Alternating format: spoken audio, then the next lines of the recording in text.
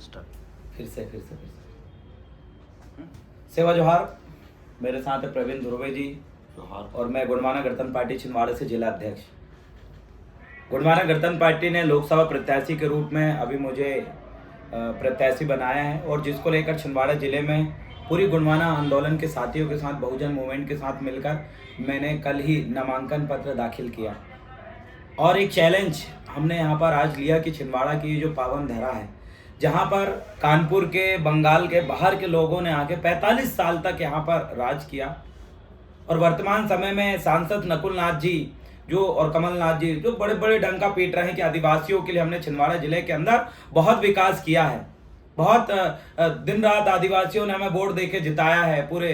ये बात तो सत्य है कि आदिवासियों ने वोट देके दिखा, लेकिन विकास की बात तो सत्य नहीं है। विकास क्या हुआ? आज भी आदिवासी राशन की दुकान में नून, चावल, गेहूं के लिए लाइन पे खड़ा हुआ है, ये विकास हुआ। विकास ये हुआ कि आज आदिवासी देखिए अस्पताल और स्कूलों की हालत खराब है।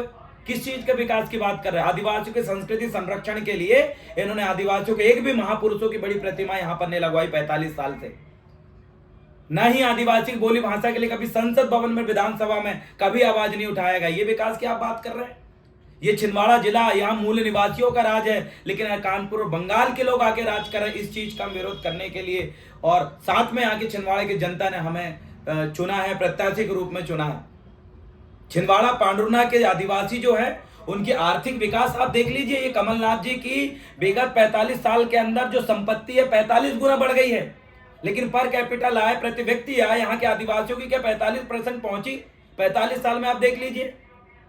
इनके बड़े बड़े कॉलेज है, आईएमटी कॉलेज है जो कि गाजियाबाद, नागपुर, दुबई जैसे जगह में है। क्या ये आईएमटी कॉलेज यहाँ पर आपको मिलेंगे छिंदवाड़ा में? नहीं, क्योंकि यहाँ का आदिवासी पढ़ लेगा तो इनका झंडा बैनर डंडा कौन उठाएगा जी? जो अजय कमलनाथ का नारा कौन लगाएगा जी?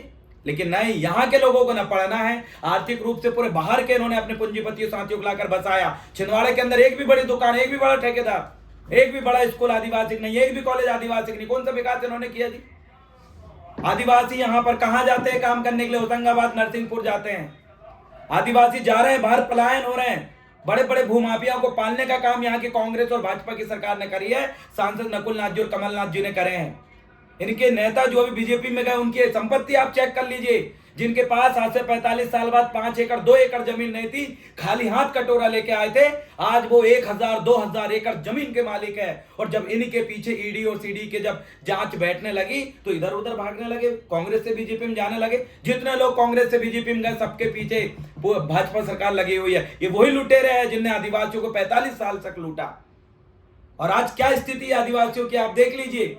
आज एक गरीब लड़का, एक गरीब परिवार के, सामान्य परिवार के व्यक्ति का चुनाव लड़ना मुश्किल कर देते हैं ये लोग। इतना भ्रष्टाचार यहाँ पर चल रहा है, लेकिन हम बिल्कुल इसको सहन करने वाले नहीं है। बीजेपी और कांग्रेस एक ही सिक्के को दोनों पहलू है जी।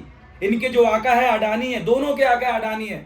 यहाँ पर भी अडानी को लाने का काम कमलनाथ जी ने किया और यहाँ के आदिवासियों को विस्थापित करने का काम किया। कांग्रेस ने आप देख लीजिए छत्तीसगढ़ के अंदर हसदेव जंगल को काटा।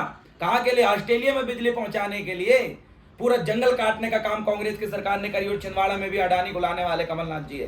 बीजेपी और कांग्रेस के दोनों आका जो अडानी है और यह पूंजीपतियों की लॉबी है, पूंजीपतियों के गुलाम है और जिनको छिंदवाड़ा की जनता समय रहते जो है परिचित हो चुकी है और इनको उखाड़ने के लिए दिन रात हम लोग काम करने के लिए तैयार है। अब क्या है, ये बोलते विकास की कुछ चीजें हैं, विकास की बात ये करते हैं। कमलनाथ जी 365 दिन में आप 65 दिन भी छिंदवाड़ा में नहीं रहते। वही प्रवासी पक्षी की तरह है जो बाहर से आते हैं और बस जाते और निकल लेते हैं। 365 दिन में 65 दिन भी आप यहाँ नहीं रहते। आप जब भी आते हो तो आप बोलते हो छिंदवाड़ा आगमन हुआ। आप सांसद यहाँ के, विधायक आप यहाँ के, लेकिन आप रहते कहाँ हैं? आपके कमल कुंज में भी आप जो है जमींदारों जैसे बैठे रहते हैं, वहां लोग हाथ पैर जोड़ के खड़े रहते हैं। आप कभी उतरिए हेलीकॉप्टर से, कभी आइए मोटरसाइकिल से, साइकिल से, पैदल घूम के देखिए, आपको विकास, असली विकास जमने में दिखेगा। हेलीकॉप्टर से ऊपर विकास नहीं दिखाई देता।